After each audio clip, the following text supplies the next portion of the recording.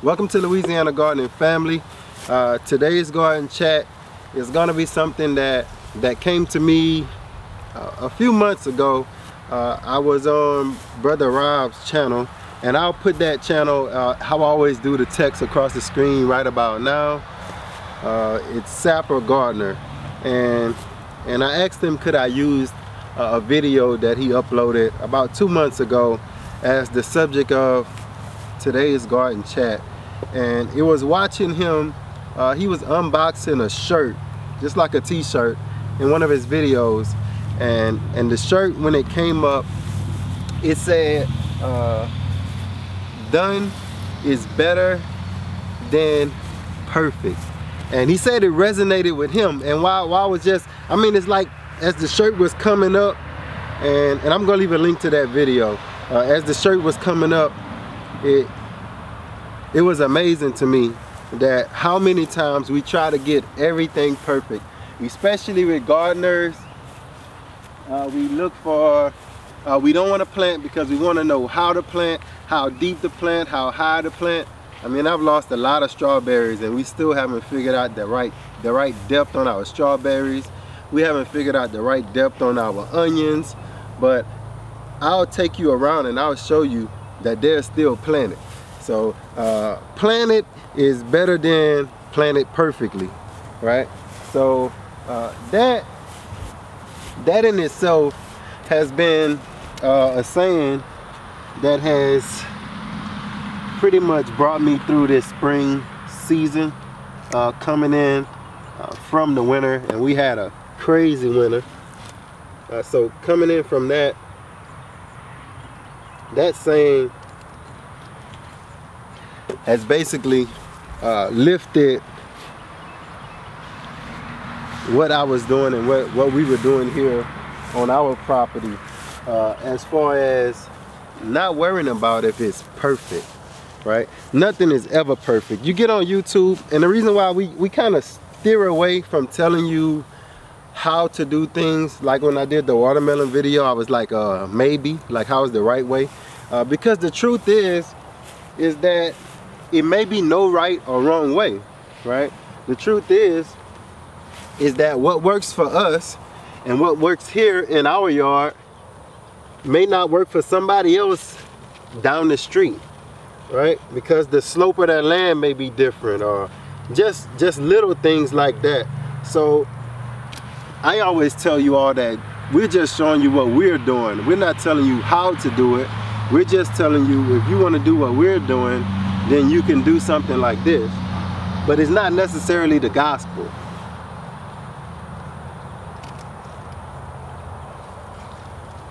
But we have been getting amazing production. So you may want to try some of it. So come on down, we'll walk on down while we're harvesting. So how many times, answer me this, how many times have you stopped what you were doing because you couldn't do it perfect, right? Or because you didn't know how to do it? As I said in the last garden chat, it's hard to go back 2 months to plant something you should have planted 2 months ago. But you're looking at this. I've never grown squash before, never grown zucchini before, but look at this. And I can leave this now, or I can pick it now. What you think we ought to do? You can take it now, cool. We can take it now. So let the rest get a space.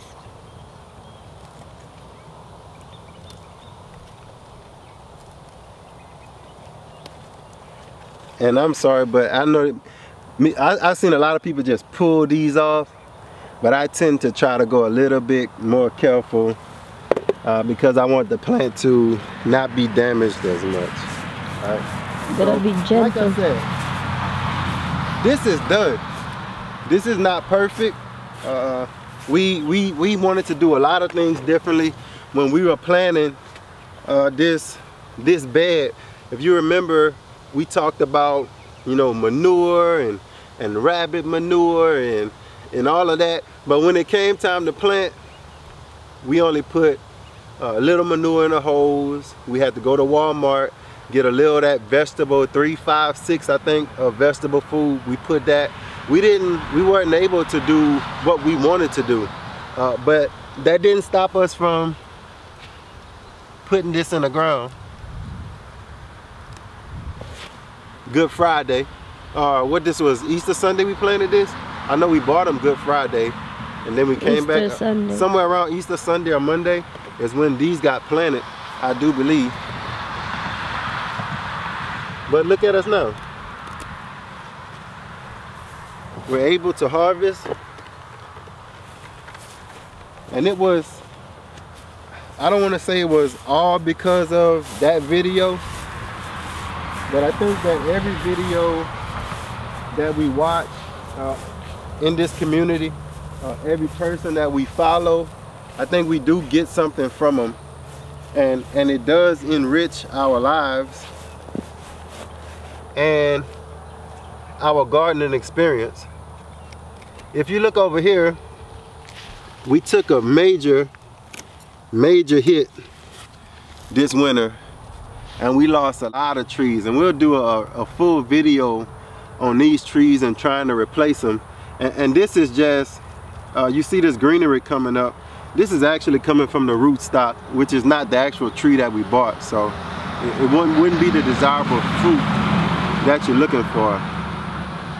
But we had already had this area pretty much mulched out and cleaned out, basically weed free.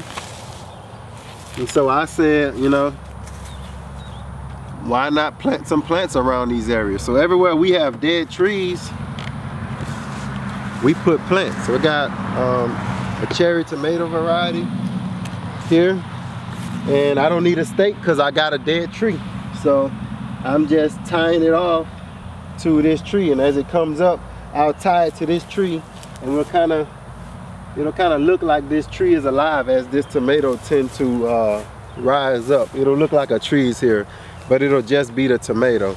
So that's something that we kind of did around almost every tree. Here we have cayenne pepper. Look at that. I'm telling y'all, done is better than perfect, right? Because this isn't a row. This isn't rolled up or anything. It's just like, just in the ground. Plant them. It may work. Look over here. Same idea. This was a Moro blood orange. You see? We tried to cut it down, and hopefully thinking that would make it kind of sprout out, but it's sprouting out still. But that's from the rootstock. We don't really want that. So we plant it over here.